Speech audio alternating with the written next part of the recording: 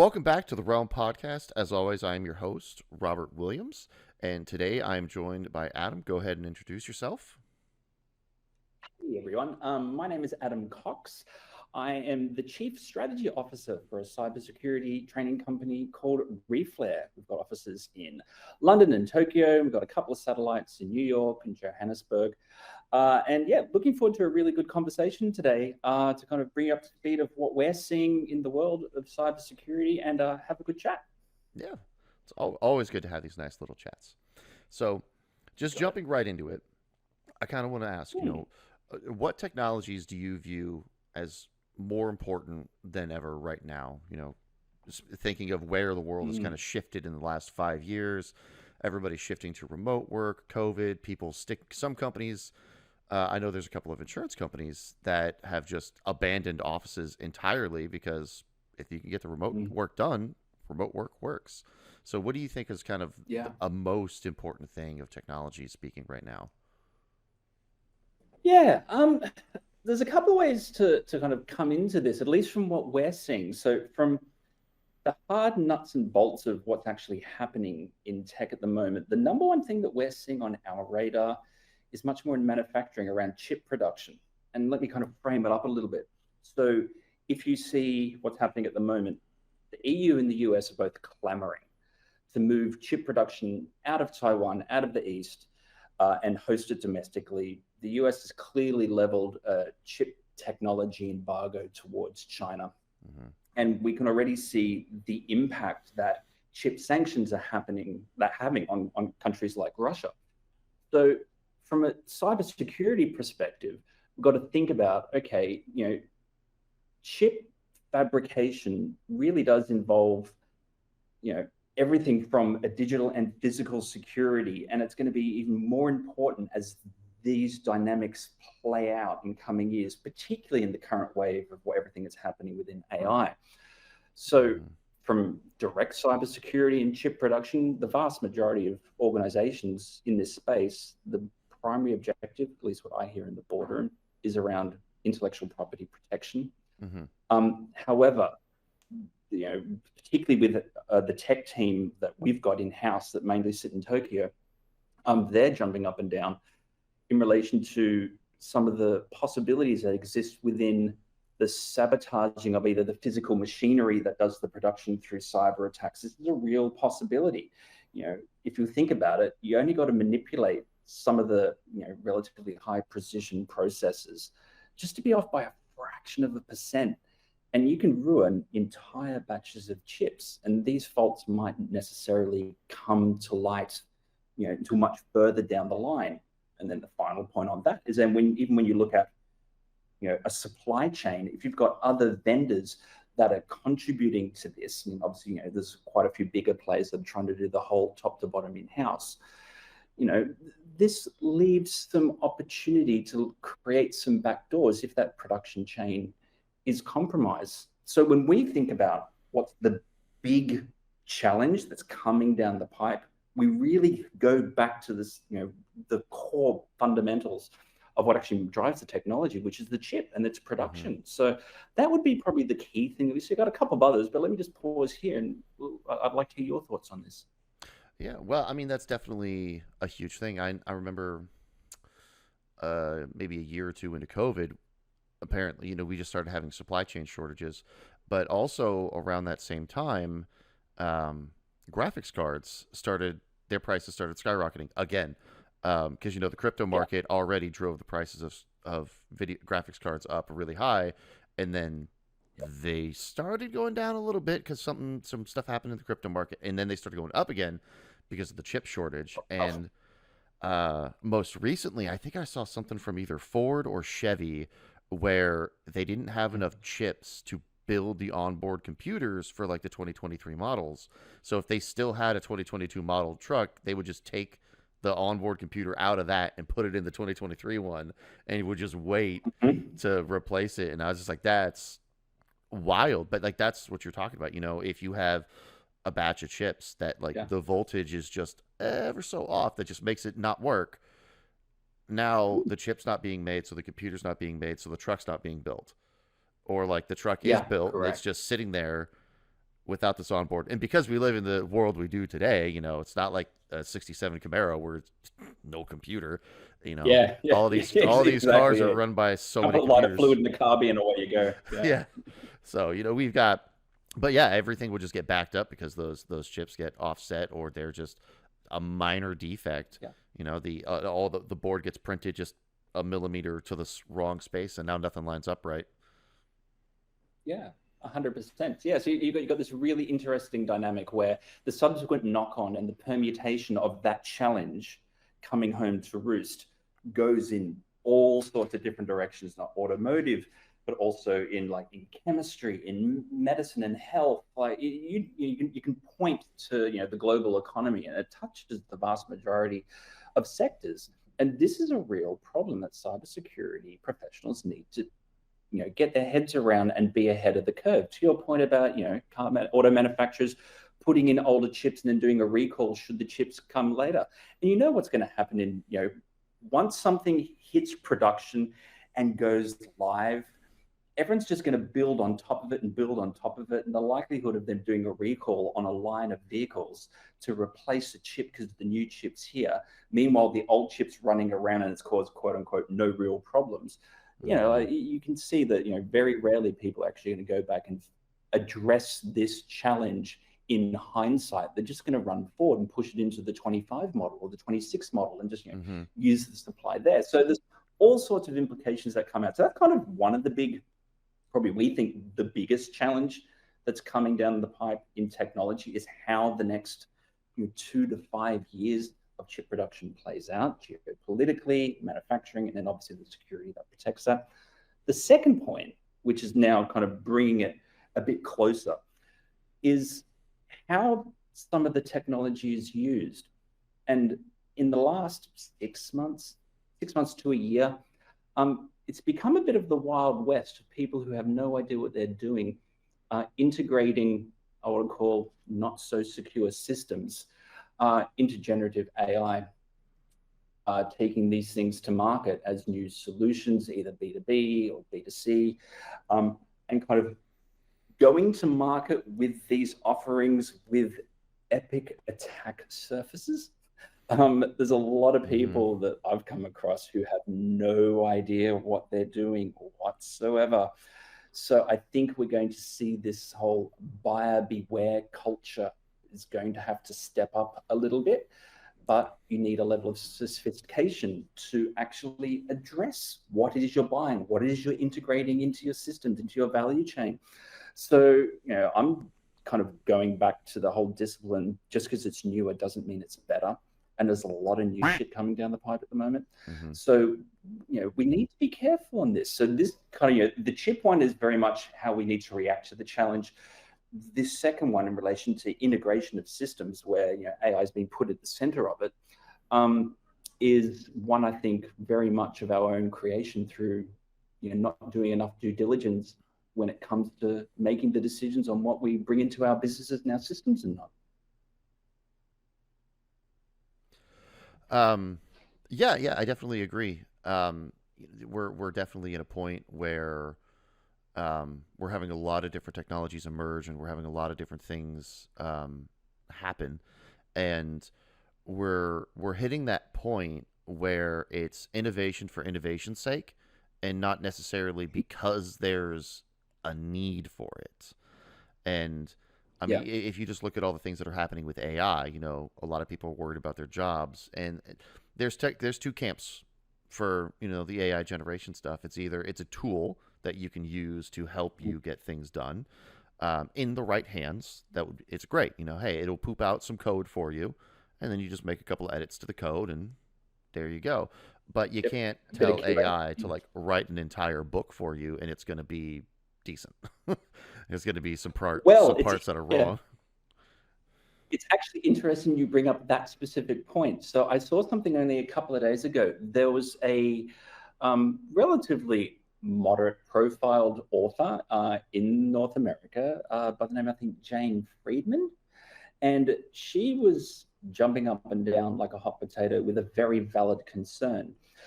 She found that someone was publishing and selling half a dozen books listed with her as the author on Amazon.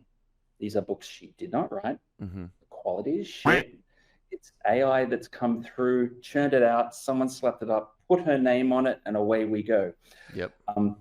The automation nature of vast majority of systems, when someone releases a new book, it gets picked up. So it's now going on to, like library lists, and it's being sent pushed around different communities. It's getting the push. Jane, in her infinite wisdom, rightfully went to Amazon, has gone, we have a problem here. These aren't my books. I never wrote them. Back forward.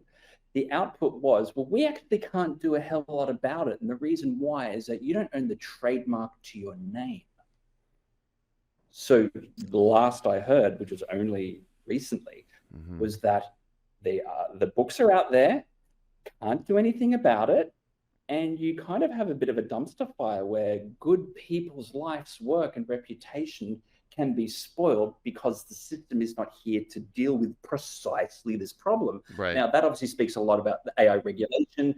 The EU's kind of, has churned out this first version of the EU AI Act. So there are quite a few loops around the track ahead of North America.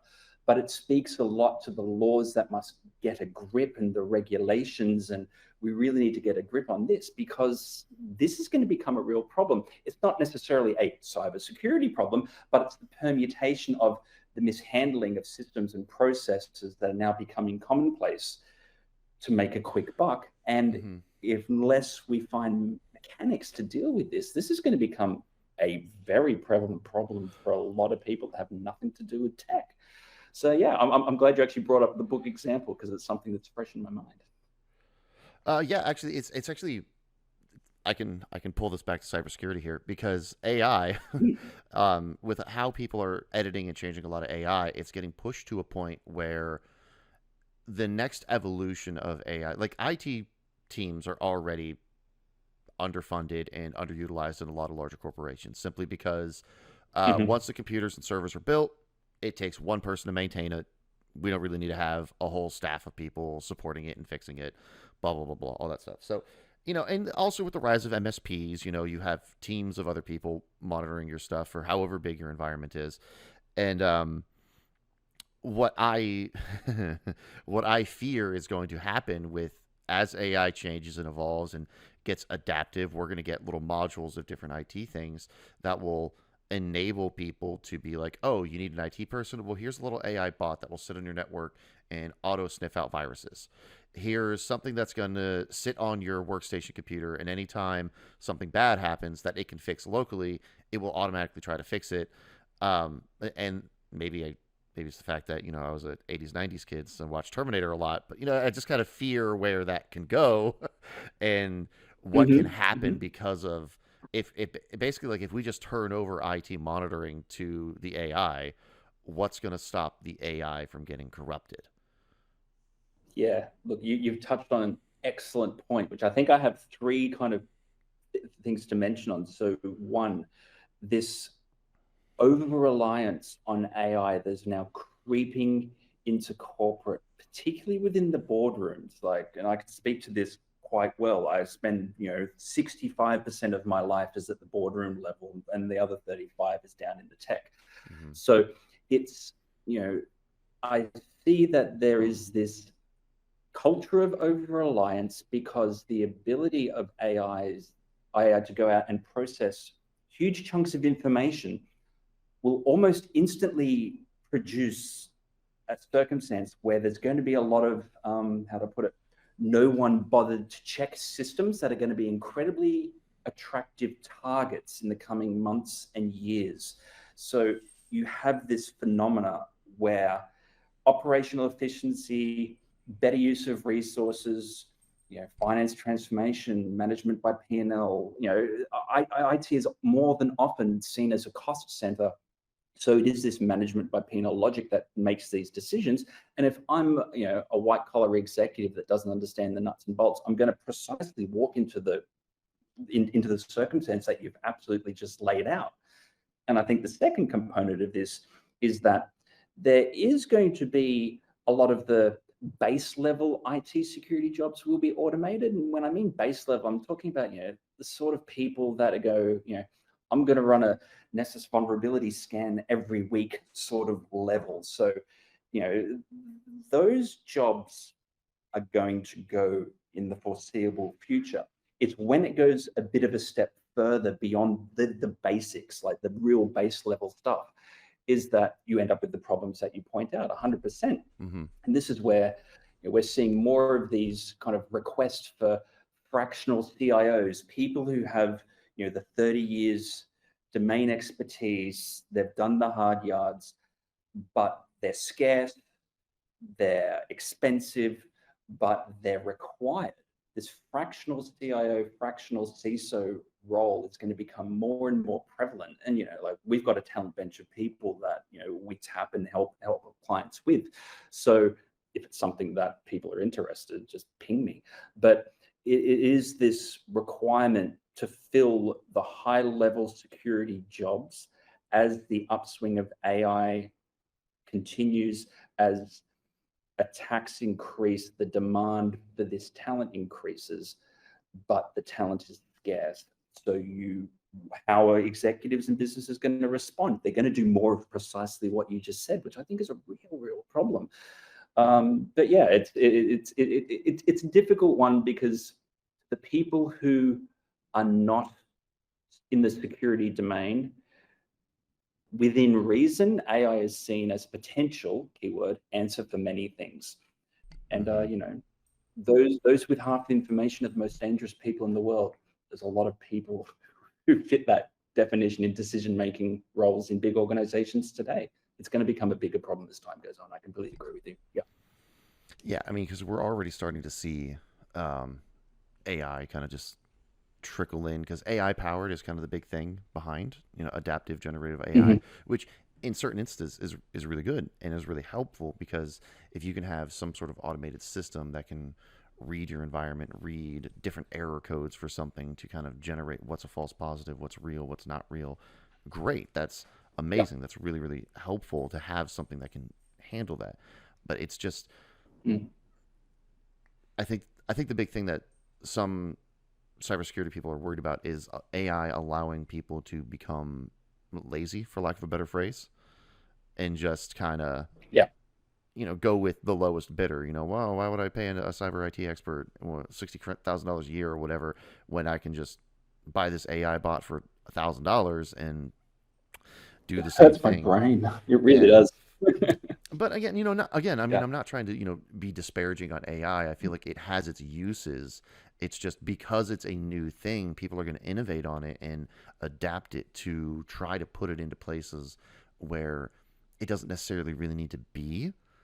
I mean, if you just Yeah. look at all the AI art stuff that's coming out, like some of it's really cool Yeah. if it's abstract, like spacey kind of stuff, really gorgeous. But like as soon as you Yeah. try to start putting like a Fantasy stuff. human element in there, it's good but wrong.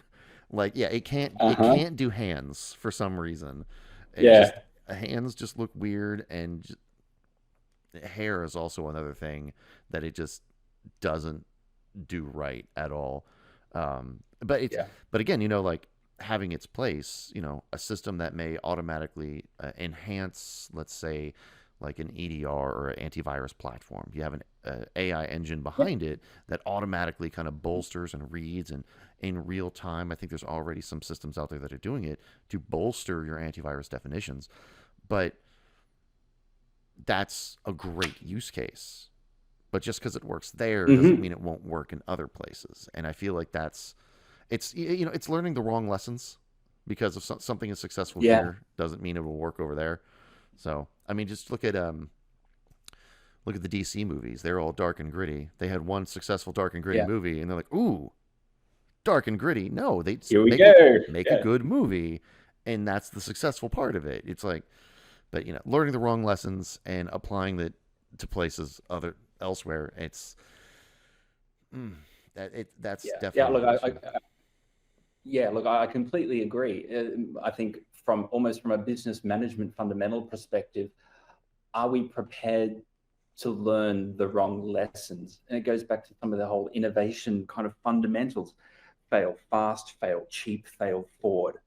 Fail fast. What is the highest risk element of this innovation or this new application or this how we're leveraging AI? Bring the highest risk, most probable failure point as far forward in the process. Fail cheap. Limit the budget. Don't let everyone go crazy. Fine. Fail forward. So what are we going to learn if we do this, and how do we socialize that learning across the other developers and tech team in the organization so they can actually learn from it, so we actually take those lessons learned and roll them forward. Good innovation disciplines and principles really need to be honed in here, because my concern, again, almost to the Ford example that you gave, is that once we do it and we think it works and we do the testing and it does work and we put it into production, very rarely are people going back to undo this when they find something down the line. Like, we're 3 models newer now, so let's just bury it. And, if people have made important business decisions based on those decisions, then you just end up with this kind of, you end up with the world that we all live in, which is, we all have these big complex systems, but there's one little bit of code right at the base of the pyramid, which some guy out of the willingness of his heart has been looking after himself since 1997, that the entire organization is built on. And we all know examples of that, particularly in financial services. They're running mainframes for a reason still, because they can't get away from it, because the whole thing is built on some of these technologies, and they're stuffed without it. So there's definitely this technical debt, I think, at this point in history has the opportunity to become a really big problem in the next 10 years. Really big problem. Yeah. Well, in a not so subtle segue, that actually kind of segues into the next big thing I want to just kind of hit here, so we can just kind of stay on track ish. It's just kind of like, so for you, you said you're not like super into the IT side of things, but what are some challenges that you've kind of seen or had to overcome just in your own experiences with the changing field of technology and trying to move forward and stay ahead? Good question. So, because my career has very much straddled functional and boardroom, I can talk to this with potentially a bit of a unique perspective. So let me unpack it for a moment. I'd say the biggest challenge, or the biggest, not mistake, it's not a mistake, it was a learning moment. The biggest thing that I've learned without wishing other people to go through, I would probably wrap up under the phrase, seek to understand before being understood. So let me tell you a little bit of a story.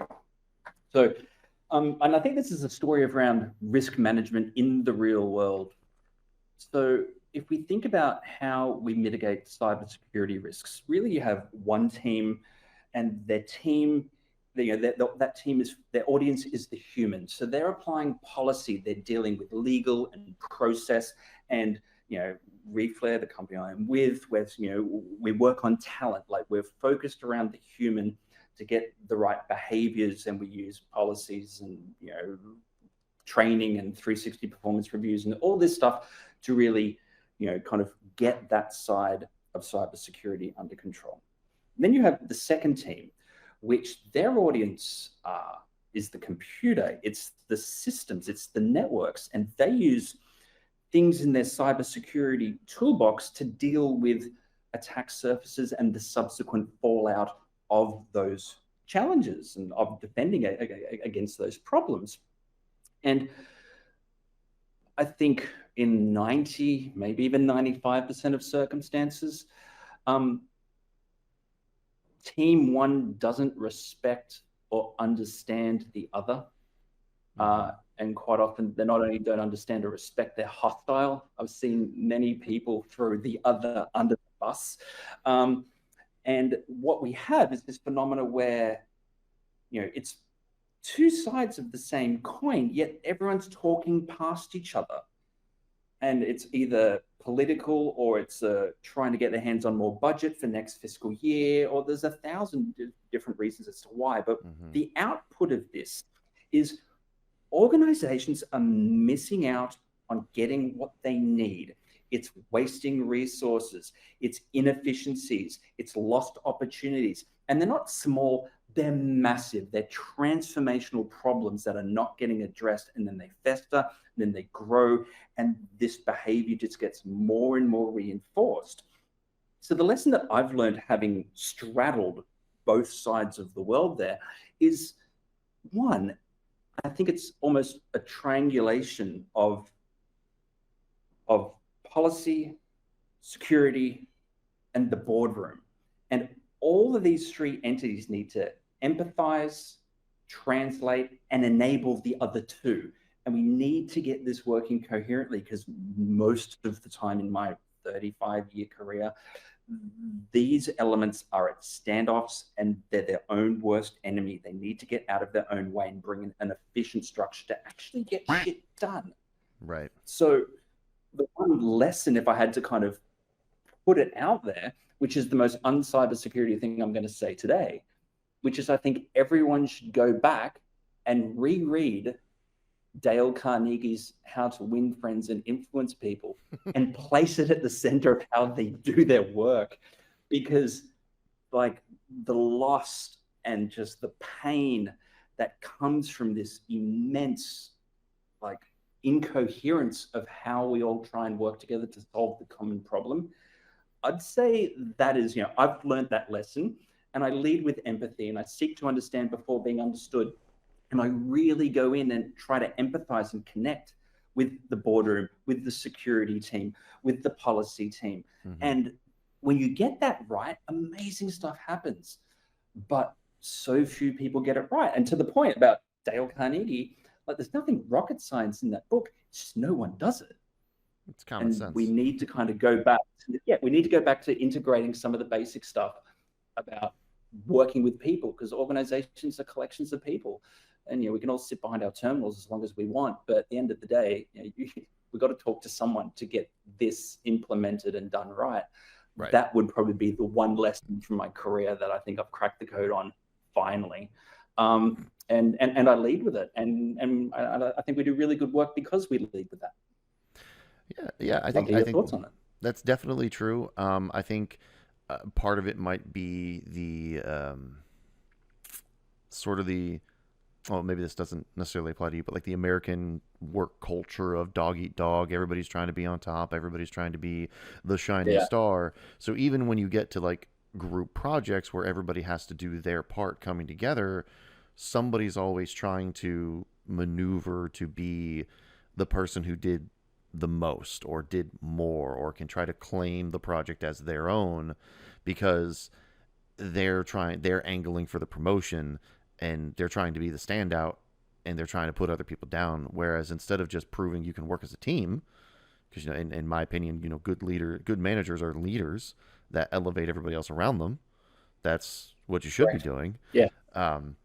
But yeah, I think it's definitely too many people are just, they're looking out for themselves. So they're like, oh, my team. Oh, this can't be the IT team's fault. It's the policy team for putting stuff that we can't follow. Oh, and then the policy team is like, oh, it's not our fault. It's the C-suite for putting out stuff that we can't do. And the C-suite's like, well, it's not our fault. The marketing team said this is what we needed to do. And it's like, well, the marketing team, and it just, everybody's passing the buck, if you will, to somebody else. And nobody wants to just sit there and just take accountability and just be, you know what, maybe I screwed up. We'll look all 100%. Yeah. Sorry, go on. I was just gonna say that's for something I've learned is just take responsibility, because if you just keep kicking the bucket, and if you've done something wrong, especially, and you just kind of kick the bucket or throw somebody else under the bus, you're missing out on the opportunity to learn from it. And I think a lot of people are kind of afraid of retaliation, of getting fired or getting a pay cut or just something happening. But at the same time, if you take responsibility and learn and actually look at what happened in the situation, in the event, whatever occurred, you could figure out what not to do in the future. If you never touch the stove, you don't know it's hot. Yeah, look, you're 100% correct. And I think I can kind of, if I spend a minute just riffing off the top of that, I am a visiting fellow at a number of universities, and I do a lot of lecturing for master students, particularly on kind of leadership, and particularly in recent times, the role of AI in leadership and these Mhm. sort of things. And there's this kind of phenomena where in traditional business school, I'm an MBA, full disclosure, don't hate me. You have the one hand of kind of, Sun Tzu, 48 Laws of Power, dog eat dog. I've spent significant time working in the North American corporate market, and I know this only too well. And it is this kind of not trend, but there is a clear like body of work, evidence-based, neuroscience work that says that leadership isn't about leading. Leadership is about building followership. What is the role of vulnerability if you're a leader? Like if I come to you and say, hey, look, I fucked up, but I need to learn from this. I'm here, and kind of I become vulnerable. People connect with that, and they're more likely to get behind you and kind of, okay, well, let's sort this out and let's get with it and try and fix the circumstance or fix the challenge. And I think that, again, within the North American market, there is that dog eat dog culture, but the leaders that I see, particularly functional leaders who show a bit of vulnerability, they see a problem, they've made a mistake, they call it out, they own the mistake. The team rallies behind them. They're building followership. And if they got followership and then you have open conversations, you're moving away from that 48 Laws of Power, Sun Tzu, Art of War, much more over towards the Carnegie influencing people to make better decisions. Right. And I think a good place in this is that, a lot of these challenges that we've discussed today have come from and will come from poor decisions made for the wrong reasons. Sitting down with the senior stakeholders and the executive leadership team and the decision-making units and bringing not only a cybersecurity lens and credibility, but empathize of what this decision actually means to each individual stakeholder, I think will probably get you 50% down the road to making significantly better decisions as an organization when you're upgrading and evolving your tech. Yep. I agree. Excellent. Agreement is a good place to land. So this is where we're going to end things. Thank you for listening to the podcast, and thank you, Adam. We do appreciate you spending your time with us and giving us your insight on this world. You're more than welcome. Absolute pleasure. Thanks for the opportunity. Cheers. And thank you all for listening.